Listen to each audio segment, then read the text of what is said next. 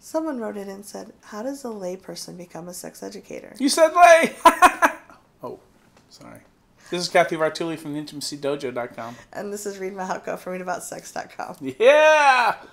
So how does a muggle, if we've used that term before? I refer to, in my geeky way, sex educators, who are like the Harry Potters of the world, the people with the magic. Yes. And then there are the muggles, the non-sex educators, the non-sex geeks out there. And so there are lots of different ways to become a sex educator. And a lot of different types of sex educator you could be. Yeah. And in the industry of sex education, for somebody who doesn't really know, what you need to do is start investigating and researching what kind of sex education you'd like to do or you think you feel called to. Mm-hmm. And then that will help inform the paths you're going to do. Are you going to do some sort of like PhD program at Weidner? Are you going to, study and get accredited through, different accreditation situations? Are you going to become a sex therapist?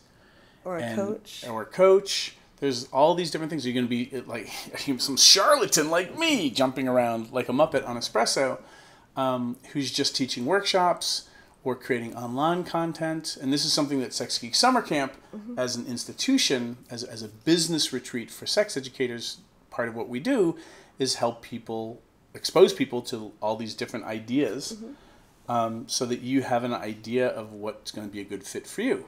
Whether that's working for Babeland or Pleasure Chest or Good Vibes or some store, and being in the retail side of the industry, where you're in the trenches helping people who maybe have walked into a sex toy store for the first time ever. I remember my first time, it was terrifying. Mm-hmm. So yeah, there's all different levels of people you'd like to work with. And one of the things Reid does beautifully at Sex Geek Summer Camp and Sex Geek School for Gifted Sex Geeks, mm-hmm.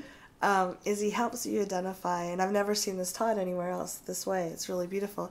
He helps you identify what your passion is and what you want to create. So there's a lot of different ways you can be a sex educator, but identifying the demographic, the people that you really care about, that you're going to get out of bed to help, and what issues you want to help transform, that can take a lot of friction out of the business and help you be successful a lot faster. Mm-hmm.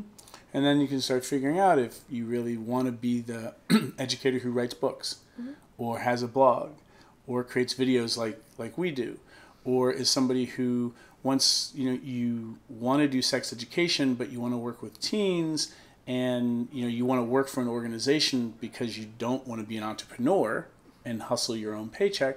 So then when you start looking at that, you're like, oh yeah, maybe Planned Parenthood or these other organizations are the ones I should be working with.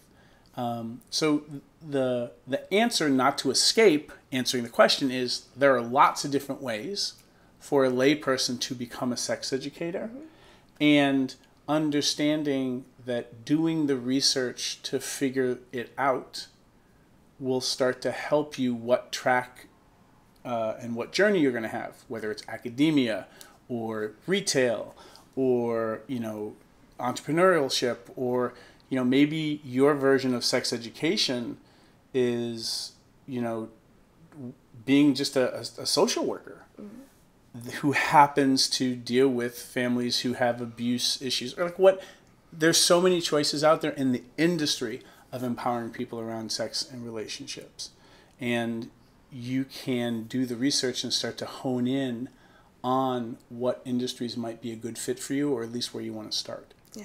And programs like Sex Geek Summer Camp can be really useful in helping you start to get those directions. So I even though I'm the creator of this, I think I created it in a way where it will give people resources. So please check out sexgeeksummercamp.com, sign up for some free videos, check out Cathy Vartuli's work. Amy Jo Goddard does some really great stuff. The Center for Sex and Culture is a great resource as well. And then there are all the, Planned Parenthood.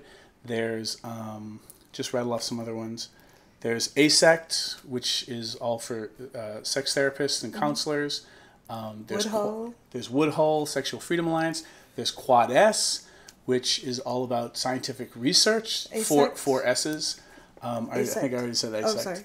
But so there's all this stuff out there you can come to me for some of these resources and Google some of the places that we mentioned, and we'll drop some of those URLs in the description below. Yeah. And again, thank you for writing in, the person who asked, and just for being interested in wanting to be somebody who helps people feel more empowered around sex and relationships. There's such a need. There's such a need, and I appreciate having you curious, and maybe someday you'll be a peer of ours. Yes. Bye.